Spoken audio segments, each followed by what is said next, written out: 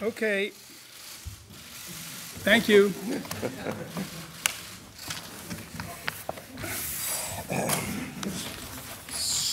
So,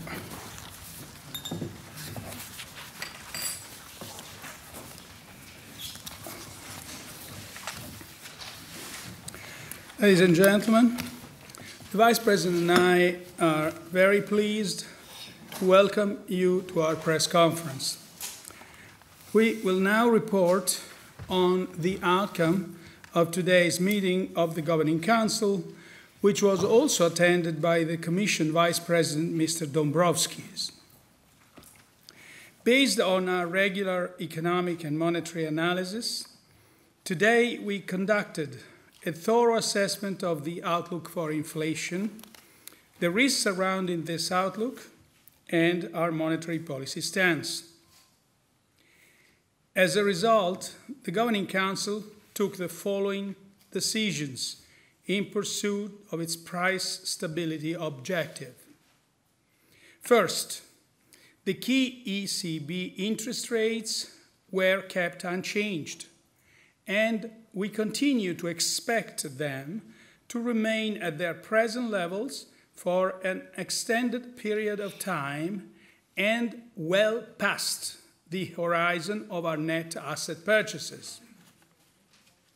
Second, as regards non-standard monetary policy measures, we will continue to make purchases under the asset purchase program at the current monthly pace of 60 billion euro until the end of December 2017.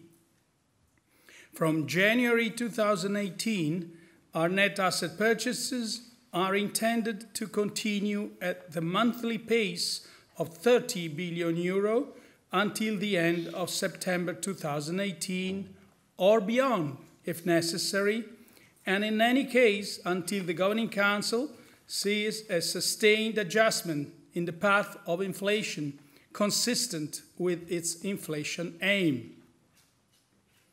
If the outlook becomes less favorable, or if financial conditions become inconsistent with further progress towards a sustained adjustment in the path of inflation, we stand ready to increase the APP, the Asset Purchase Program, in terms of size and or duration. Third, the Eurosystem will reinvest the principal payments from maturing securities purchased under the Asset Purchase Program for an extended period of time after the end of its net asset purchases, and in any case for as long as necessary. This will contribute both to favorable liquidity conditions and to an appropriate monetary policy stance. And fourth, we also decided to continue to conduct the main refinancing operations and 3-month longer-term refinancing operations as fixed-rate tender procedures with full allotment for as long as necessary and at least until the end of the last reserve maintenance period of 2019. Today's monetary policy decisions were taken to preserve the very favorable financing conditions that are still needed for a sustained return of inflation rates towards levels that are below but close to 2%. The recalibration of our asset purchases reflects growing confidence in the gradual convergence of inflation rates towards our inflation aim, on account of the increasingly robust and broad-based economic expansion, an uptick in measures of underlying inflation, and the continued effective pass-through of our policy measures to the financing conditions of the real economy. At the same time, domestic price pressures are still muted overall, and the economic outlook and the path of inflation remain conditional on continued support from monetary policy. Therefore, an ample degree of monetary stimulus remains necessary for underlying inflation pressures to continue to build up and support headline inflation developments over the medium term. This continued monetary support is provided by the additional net asset purchases, by the sizable stock of acquired assets and the forthcoming reinvestments, and by our forward guidance on interest rates. Let me now explain our assessment in greater detail, starting with the economic analysis. The economic expansion in the euro area continues to be solid and broad-based. Real GDP increased by 0.7% quarter on quarter in the second quarter of 2017 after 0.6% in the first quarter. The latest data and survey results point to unabated growth momentum in the second half of this year. Our monetary policy measures have facilitated the deleveraging process and continue to support domestic demand. Private consumption is underpinned by rising employment, which is also benefiting from past labor market reforms and by increasing household wealth. The upswing in business investment continues to benefit from very favorable financing conditions and improvements in corporate profitability. Construction investment has also strengthened. In addition, the broad-based global recovery is supporting euro area exports. Risks surrounding the euro area growth outlook remain broadly balanced. On the one hand, the strong cyclical momentum, as evidenced in recent developments in sentiment indicators, could lead to further positive growth surprises. On the other hand, downside risks continue to relate primarily to global factors and developments in foreign exchange markets. Euro area annual HICP inflation remained unchanged at 1.5% in September. Looking ahead, on the basis of current futures prices for oil, annual rates of headline inflation are likely to temporarily decline towards the turn of the year, mainly reflecting base effects in energy prices. At the same time, measures of underlying inflation have ticked up moderately since early 2017, but have yet to show more convincing sign of a sustained upward trend. Wage growth has increased somewhat, but domestic cost pressures still remain subdued overall. Underlying inflation in the euro area is expected to continue to rise gradually over the medium term, supported by our monetary policy measures, the continued economic expansion, the corresponding gradual absorption of economic slack, and rising wage growth.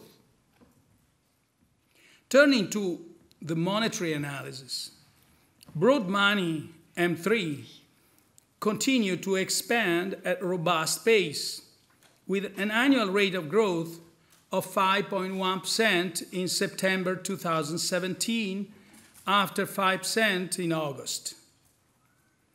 As in previous months, annual growth in M3 was mainly supported by its most liquid components, with a narrow monetary aggregate M1 expanding at an annual rate of 9.7% in September 2017, up from 9.5% in August. The recovery in the growth of loans to the private sector observed since the beginning of 2014 is proceeding. The annual growth rate of loans to non-financial corporations increased to 2.5% in September 2017 after 2.4% in August, while the annual growth rate of loans to households remained stable at 2.7%. The Euro Area Bank Lending Survey for the third quarter of 2017 indicates that net loan demand has continued to increase for all loan categories. Credit standards have further eased for loans to households, while they remained broadly unchanged for loans to enterprises. Banks' overall terms and conditions on new loans have continued to ease for all categories of loans.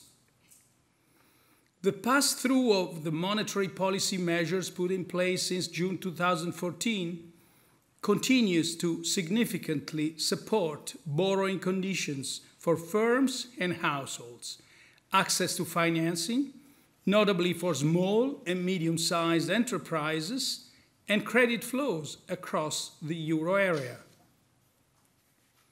To sum up, a cross-check of the outcome of the economic analysis with the signals coming from the monetary analysis confirmed the need to recalibrate the policy instruments to ensure the degree of monetary accommodation necessary to secure a sustained return of inflation rates towards levels that are below but close to 2%. In order to reap the full benefits from our monetary policy measures, other policy areas must contribute decisively to strengthening the longer-term growth potential and reducing vulnerabilities. The implementation of structural reforms in all euro area countries needs to be substantially stepped up to increase resilience, reduce structural unemployment, and boost euro area productivity and growth potential. Regarding fiscal policies, all countries would benefit from intensifying the efforts towards achieving a more growth-friendly composition of public finances. A full, transparent, and consistent implementation of the Stability and Growth Pact and of the macroeconomic imbalance procedure over time and across countries remains essential to increase the resilience of the euro area economy. Strengthening economic and monetary union remains a priority. The Governing Council welcomes the ongoing discussions on further enhancing the institutional architecture of our economic and monetary union. We are now at your disposal for questions. Mr. Canepa? Francesco Canepa, Reuters. The first question is about the composition. Did you discuss at the Governing Council meeting the composition of the APP starting from January, so the proportions of the different components?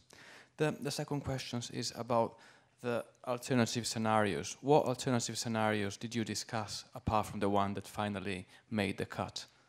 Thank you. Thank you. No, we didn't discuss composition. There will be a press release, press communique at 3:30, detailing more about developing transparency and detailing more about how the asset purchase program will evolve in 2017. But we didn't discuss really the composition. The only thing that I can say about that is that we will continue buying sizable quantities of corporate bonds in the program, and then you get the rest. Yeah, well, I can anticipate some of the things you're going to see shortly. So as of January 2018, the Eurosystem will publish ex ante the monthly redemption amounts for each component of the APP for the Eurosystem as a whole for the following rolling 12-month period. So the Eurosystem, as you know, conducts the reinvestments in a flexible and timely manner in the month they fall due, or in the subsequent 2 months if needed. Therefore, net purchases per jurisdiction may fluctuate owing to the timing of these reinvestments. Reinvestments will take place in the same jurisdiction as principal redemptions with the aim to minimize deviations from the capital key. So you'll get the press release shortly after the press conference, but clearly the press release will also devote some space to communicate in a transparent way how this reinvestment, which is becoming more and more important, of course, is going to be carried out. We actually didn't discuss alternative scenarios. The discussion was, let me say this, the atmosphere was pretty positive. All the Governing Council members in their interventions emphasized the better conditions, the growth momentum, as I just said, unabated growth momentum, and the improving labor market conditions. They stressed how this number, 7 million, almost 7 million jobs in the last 4 years, actually continues to increase. The labor market, the unemployment goes down, and both private consumption and private investment, which is also remarkable because for a long time we haven't seen any significant upward trend in investment, is actually picking up. And they emphasized how the earning capacity of the households is increasing, so the real disposable income is actually increasing mostly because of gains coming from greater employment, and how households' wealth is increasing, and this also being supported, of course, by our monetary policy. So on inflation, of course, this positive picture on the growth side on inflation is different because inflation is still not at our objective. We foresee 1.5 this year, 1.2 next year. As I said, I think last time too, we foresee a V-shaped profile of inflation, mostly due to base price effects of the oil, of energy. And then 1.5 the year after. So all this, in the end, converged on this scenario that I've just presented. Of course, there were some difference of views on some aspects of this. But the scenario that was discussed this morning was the one I just mentioned. Mr. Speziale?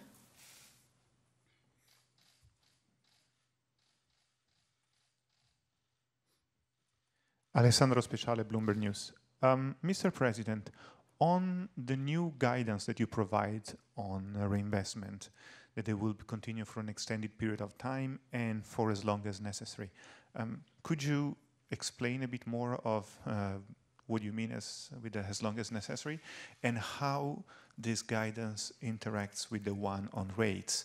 Is there a sequence, or are they for the same period of time, more or less? And a second question is on the guidance instead on QE. You said you're still ready to expand in size and duration the program if necessary. Is it still possible to expand in size? I mean, do you still have room to expand the program, or do you foresee that there could be scarcity problems going ahead? In other words, how credible is this commitment to expand the size of QE if necessary? Thank you. Thank you. Now, the guidance on reinvestment is not related to rates. The sequence stays what it is. Namely, the interest rates will remain at the present, are expected to remain at their present levels for an extended period of time and well past the horizon of our net asset purchases. However, as we moved forward, not only this year, but also in the previous years, the amounts that we purchased, the stock has become more and more important.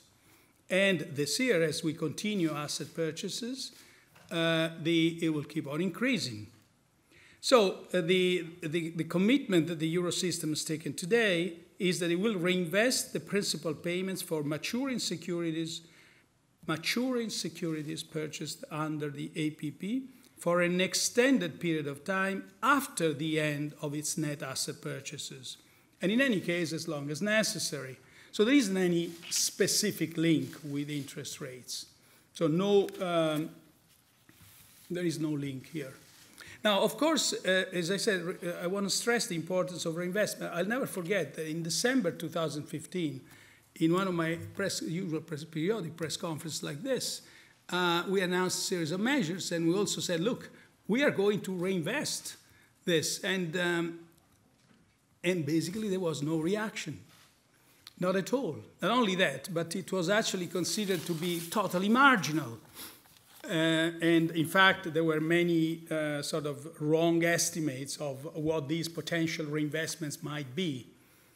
Now, since then, we bought a lot of bonds. So this stock now is sizable and has become an important component of our, as we say here, this continued monetary support is provided by the additional net asset purchases by three elements: the sizable stock of acquired assets and the forthcoming reinvestments, so the stock and the reinvestments, and by our forward guidance on interest rates.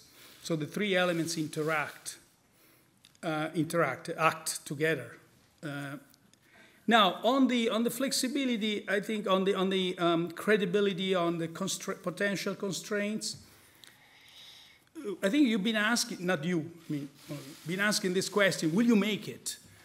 Since the very beginning of the QE program, or at least at regular intervals, and each time we gave plenty of evidence that both our design is flexible enough to cope with the potential limits, and we gave plenty of evidence that the Governing Council is committed to that.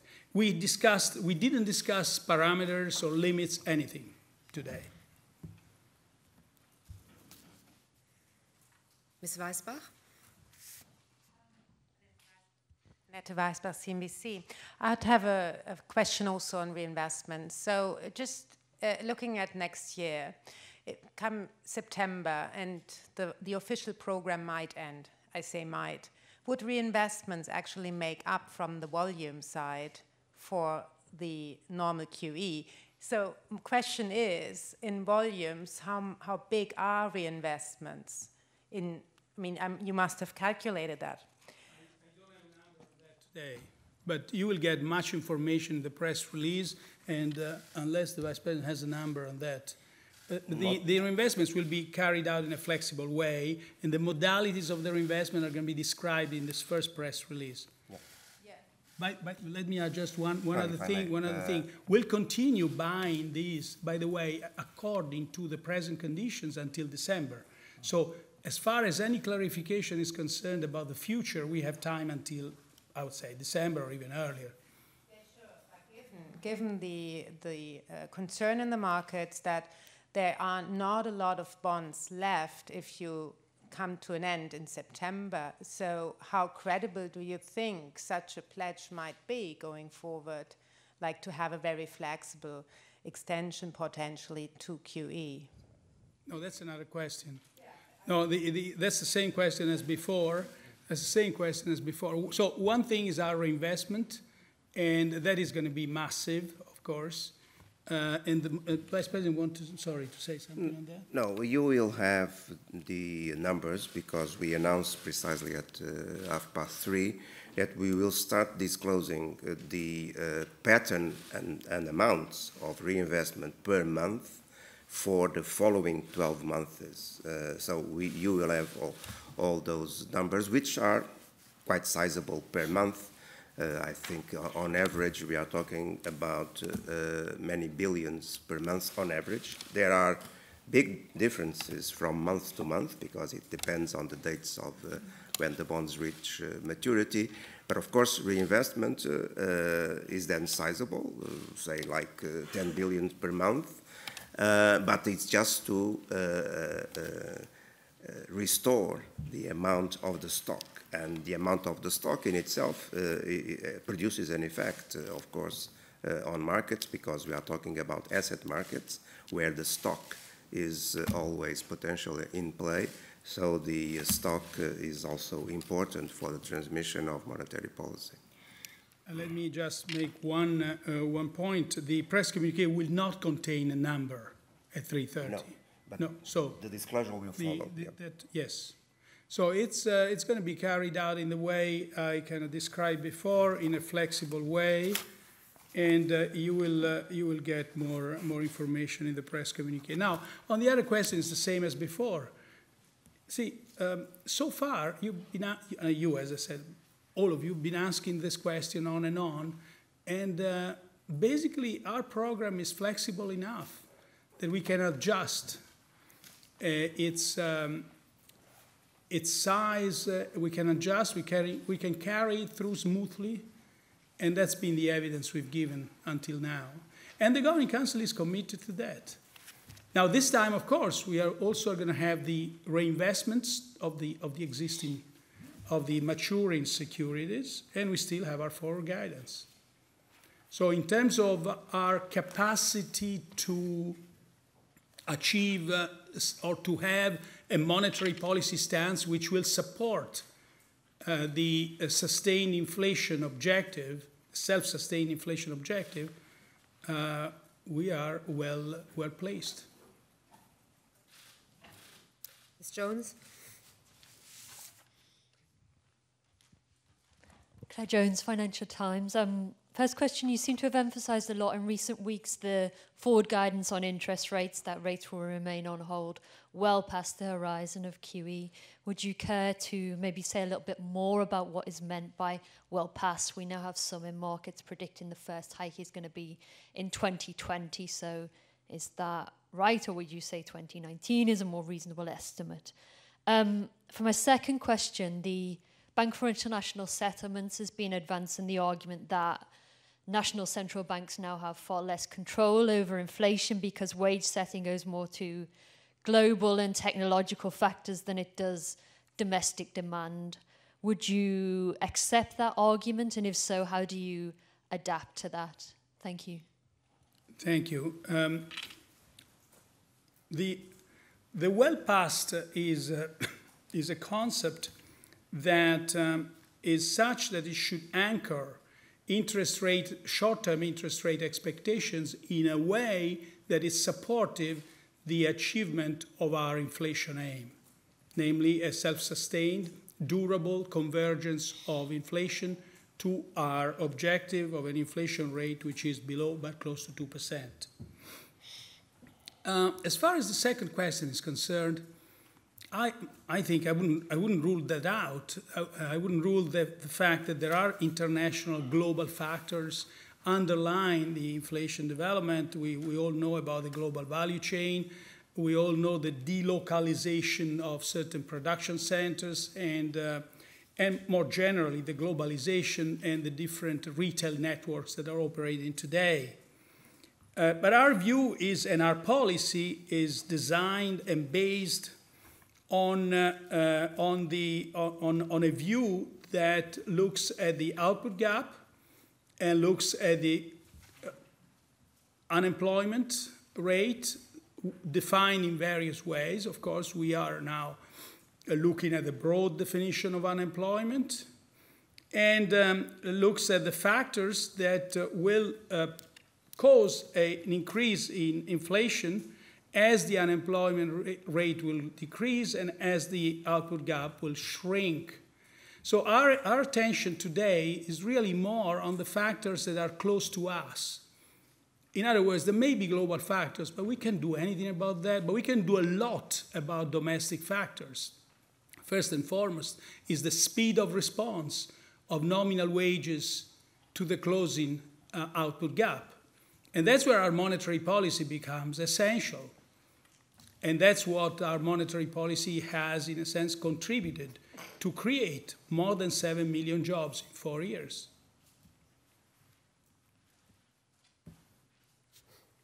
Mr. Karp? Good afternoon, Mr. President. Eric Kolb, Live Squawk News. Recent ECB statements seem to indicate an increased focus on the role of the market.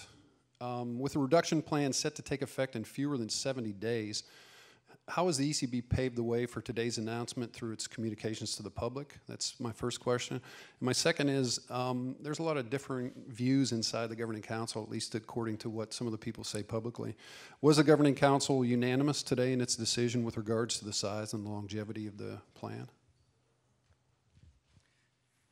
As far as the first question is concerned, my understanding, of course I'm with you now, but my understanding is that market reaction was pretty muted to our announcement, to our policy announcement, in spite of the fact that it's a policy announcement of a certain importance, which seems to say that our communication to the market has been pretty effective.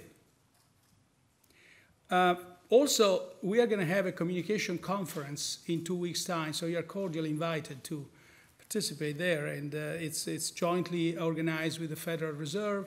It's going to be here in Frankfurt, and I'm pretty sure there will be many interesting insights about communication there. Now, on the second point, no, it was not unanimous. There were different viewpoints. I would characterize the discussion as ranging between consensus, broad consensus on several issues, and large majority on other issues. More precisely, well, first of all, let me step back. I've said several times that the present situation is a situation that does call for confidence that we will be able to reach our objective. After all, the overall economy, the growth rate, unemployment, the labor market, what I've listed before, are all positive indications, and the survey data as well show an increase in momentum, are all positive indications that we are moving towards a shrinking output gap and an improving labor market, which eventually will produce higher nominal wage growth and therefore higher inflation. But this confidence is also tempered by the fact that we know that all this process still relies very much on our monetary policy support. So it's not self-sustained yet. And therefore, we must be patient and we must be persistent. And basically, the discussion today was reflecting different degrees of confidence or of patience, persistence, and prudence. So, but, excuse me, by and large, there wasn't much of a disagreement about the flows or other parts of the program. There were different views about whether it should have an end date been announced or not. But again, and here that's the area where it's large majority and not consensus, the large majority of the Governing Council members preferred to keep it open-ended. Mr. Malin?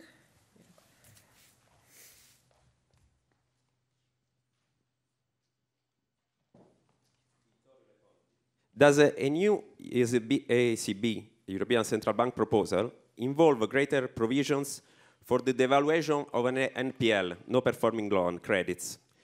Doesn't this against with the accommodative monetary policy and against the startup phase of economy of some countries? And the second question, excuse me for a direct question, is it true that the central bank has a budget expansion ceiling of 2,500 billion? Thank you. Thank you. I will give the floor to the Vice President for the first questions. On the first question. On both questions, if you want. No? Okay. No, regarding the first question, let me recall what was the decision that was announced. It's a decision about new loans new flows of loans and potentially new NPLs that would be formed. And there is then a target for the formation of provisions when new NPLs would emerge, so that the formation of provisions would have to go up to 100% of the exposures during 2 years in the case of the exposures are not secured by any collateral, and 7 years if they are secured by collateral. So it's this decision that was taken. And so it means, of course, that with a stronger economy and better management of credit risk, the levels of NPLs for new loans should be way below what they were during the crisis, of course. So we are talking about a total different reality. And the second thing is that at the same time next year enters into force the International Financial Reporting Standard 9, which changes completely the calculation of impairment costs and provisions, meaning that from January next year, mandatory in accounting terms, any new financial asset, say a loan, that goes into the books of the bank already has to calculate the expected loss during the next 12 months. So there will be some provision charge for any new loan as a result. And if after that recognition moment there is some aggravation of the prospect of that asset not performing well, then the accounting rules, the new accounting rules impose that the expected loss for the whole life of the asset has to be front-loaded and immediately recognized as a cost. So these accounting rules reinforce very much the treatment of new NPLs, so go in the same direction and can be meaningful because indeed, as I said, may lead to a full recognition of losses for the whole life of the asset. So which means that the new rule also, or the new target for the treatment of NPLs can be more or less already accommodated by what will be the imposition of the new accounting rules. So the thing is not adding perhaps too much to what the IFRS 9 would impose. So which means that the targets as they were defined are important, but are at the same time reasonable and in complement with the change in the accounting rules. So that's important to ensure that from now on the banks are careful enough in managing credit risk so that there is no further undue accumulation of NPLs. Then there was also the announcement that we are now looking about the stocks. But nothing has been decided about that yet, and we are looking, of course, very careful because it's different to deal with presumably the new NPLs and deal with targets for the whole stock. Final comment. The targets that were then defined the implementation and the compliance with these targets will be subject also to a supervisory dialogue. The banks will have to comply or explain, and they can explain that they have done the utmost to comply and could not do it for attendable reasons. So it's in the context of a supervisory dialogue that these new targets will be applied in order to contain for the future this problem of NPLs so that we don't have, again, an accumulation that creates, as we now are seeing, problems to the profitability of banks.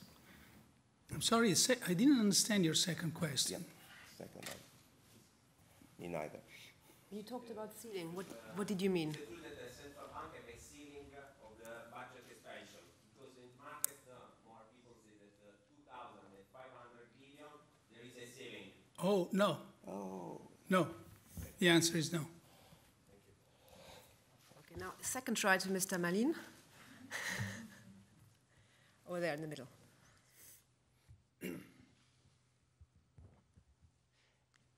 Jan Malin, Handelsblatt. Thank you. Mr. President, in the US, the Fed has opted for a gradual wind down of the purchases.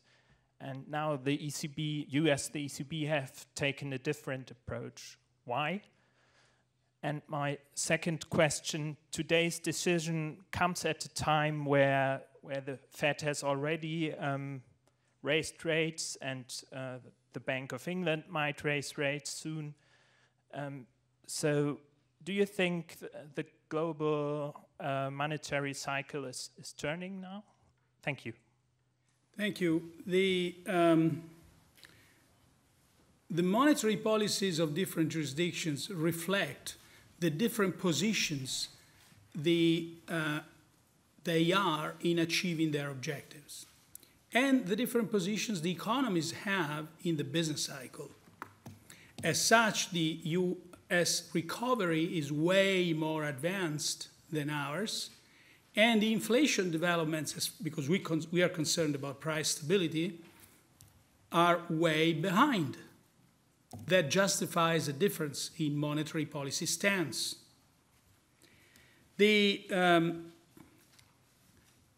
Our decisions today are consistent with the feedback rule we've been having all throughout.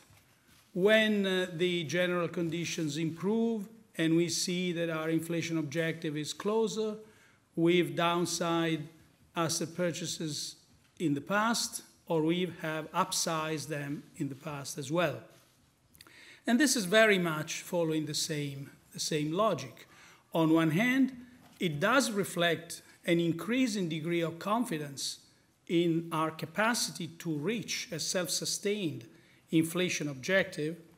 On the other, it takes stock of the fact that we are not there yet. As a matter of fact, headline inflation, if anything, will decline in the coming months, and our annual projections that I mentioned a moment ago are for 1.5 this year, 1.2 next year, and 1.5 again the year after. So we aren't there yet. We are not there yet, and that explains the excuse me, the difference in our stances, basically. Mr. Perez.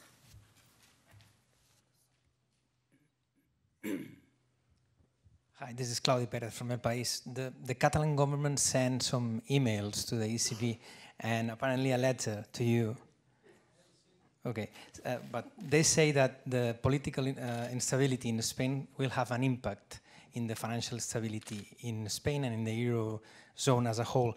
And in fact, we will have seen two banks moving its headquarters and some impact in the deposits. My question is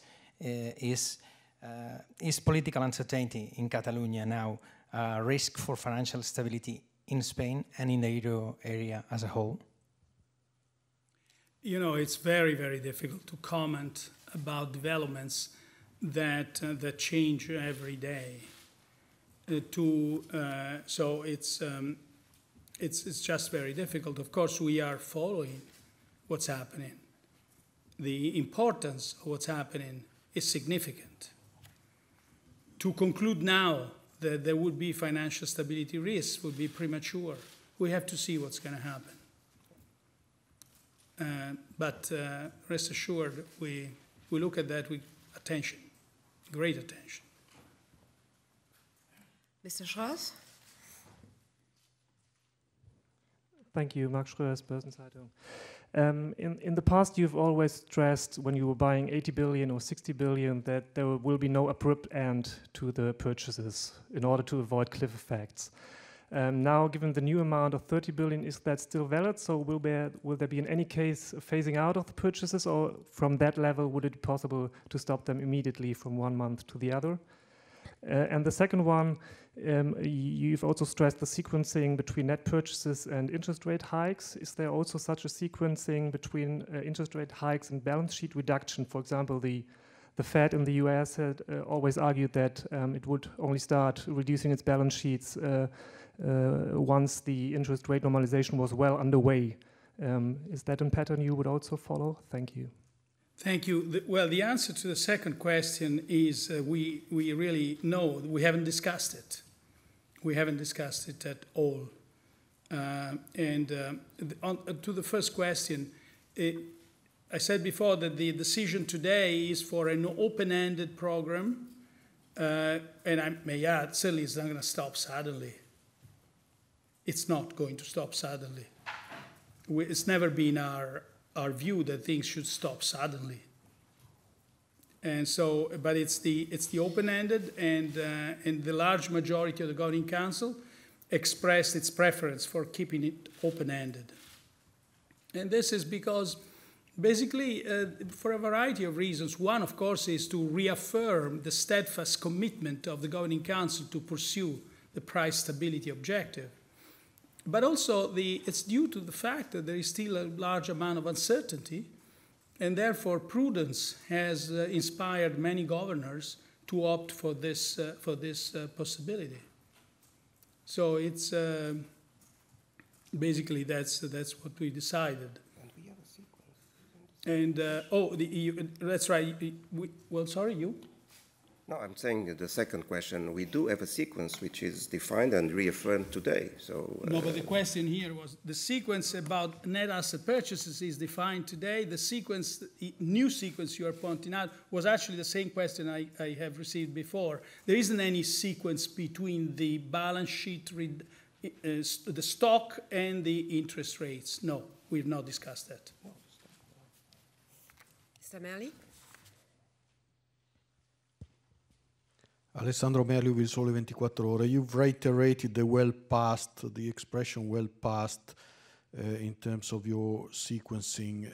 If I go back again to the example of the Fed took 15 months before they raised rates after they stopped their purchases. Is that the sort of time frame that you have in mind? I mean, of course, you don't like to be compared with the Fed from your previous answers, but the situation may be different, but is that the sort of time frame that we're thinking of, or is it 6 months or 12 months? Or and another point is, were there governors or members of the council that were not as confident as you are about the convergence to the objective?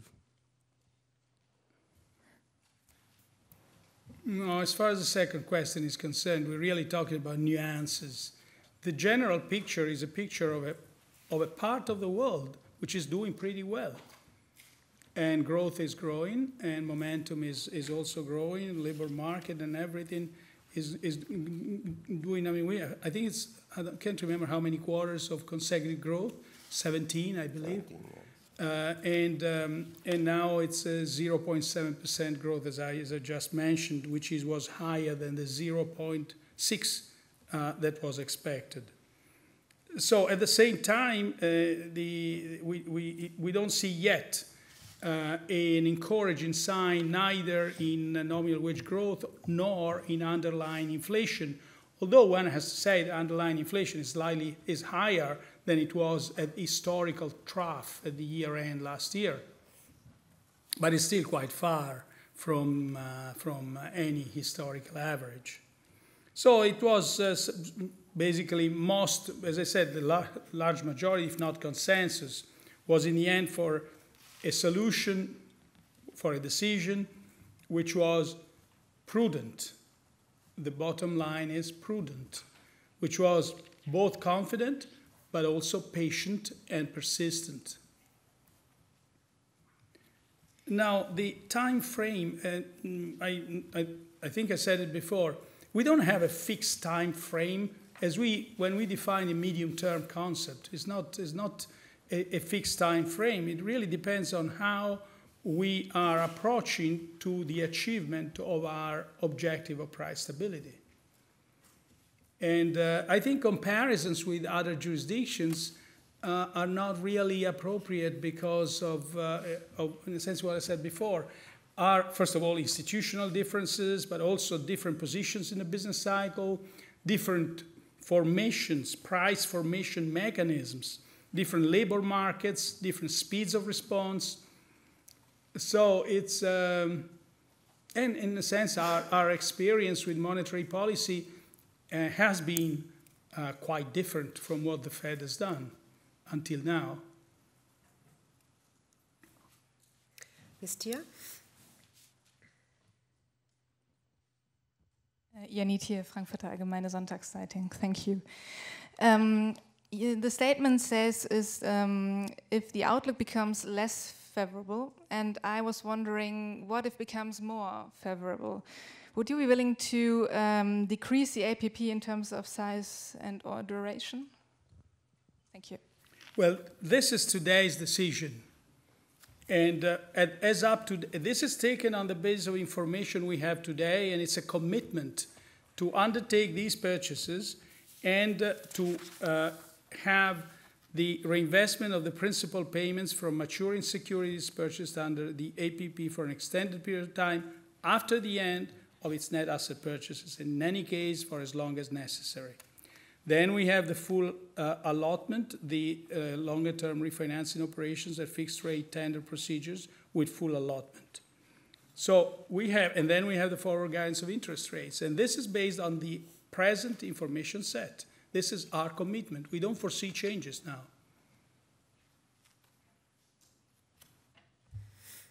Mr. Ferris? Thank you. Tom Ferris of the Wall Street Journal. I had a question on the bond scarcity issue. I think you mentioned last month that there might be fresh decisions that will be delayed until December. Is that something that, on the bond scarcity, is that one of the decisions that might be delayed until December that you mentioned last month? Or is that something that the ECB is likely to decide to change over the parameters of QE over the coming months? I mean, you mentioned that keeping QE open-ended was to reaffirm your commitment. Wouldn't that also be wouldn't enlarging the parameters of QE also have that effect? The second question was on the full allotment decision. I wondered, what is the significance of that? Is there any read across to interest rates? Thank you. Now, the answer to the second question is no. No, it's simply the part of the monetary policy decisions taken today, the decision to ensure adequate liquidity, and so we don't have any relationship between that and the forward guidance of interest rates. On the first, just let me answer saying that there were two issues that were not discussed today. Well, probably many others, but as far as relevant to our today's decisions, two. One was parameters change, and the other one was the sequence.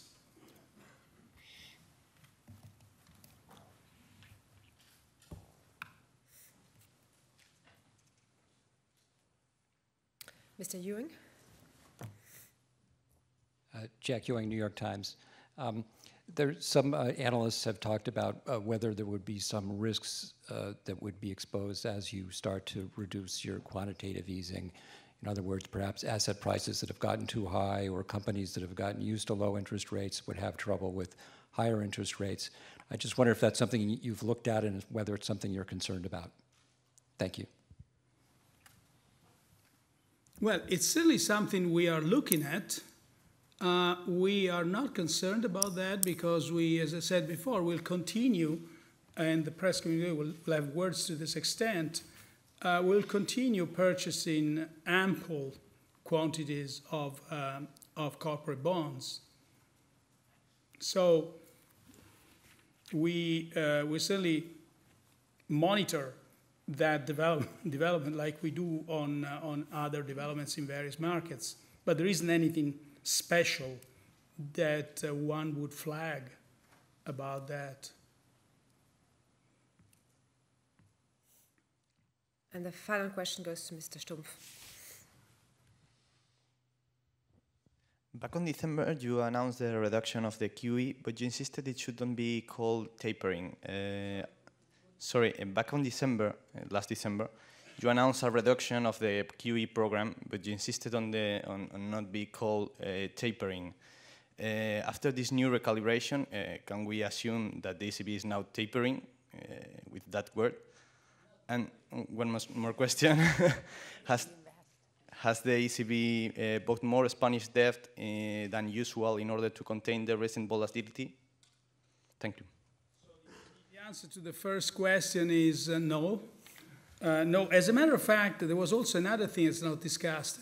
We discussed whether it was proper having open-ended or closed-end. As I said, few members would rather have a closed end date or an announcement or some signal that we would go towards that. But then the large majority of the Council preferred to have it open-ended. But there was another thing we didn't discuss, tapering. I don't think this word had been pronounced, if I'm not mistaken. In any event, it was not discussed. And so this is not tapering, it's just a downsize.